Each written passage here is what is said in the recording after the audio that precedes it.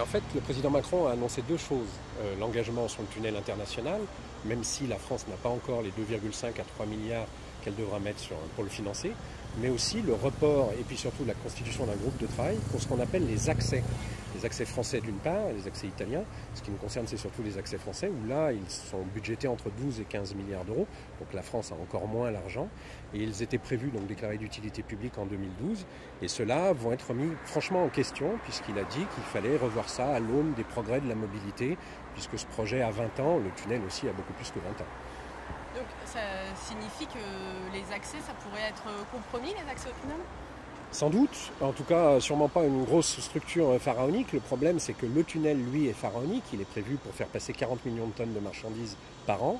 Donc c'est un gros tube, sauf qu'il va être alimenté par des tout petits tuyaux, les existants ou même les futurs si on arrivait à les améliorer, à trouver l'argent pour le faire, qui eux ne permettent aujourd'hui que 12 à 15 millions de tonnes maximum. Donc le tunnel sera utilisé au mieux à un tiers de ses capacités.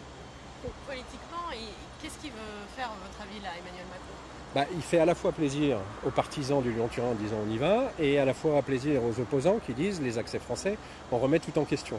Le problème, c'est qu'en attendant, on n'avance pas sur la pollution dans la vallée de Chamonix et de la vallée de la Maurienne. On pourrait aujourd'hui mettre la moitié des poids lourds sur le train et on ne le fait pas, parce qu'avec l'infrastructure actuelle et le tunnel existant actuel, on pourrait mettre 12-15 millions de tonnes, c'est-à-dire 2000 poids lourds par jour sur le ferroviaire. Donc on pourrait déjà encourager le fret bien avant que ce tunnel voit le jour, c'est ça que vous dites ? Bien sûr, le tunnel au mieux c'est, allez, ils disent 2030, mais on va dire 2035-2040, donc ça fait quand même encore 15-20 ans minimum.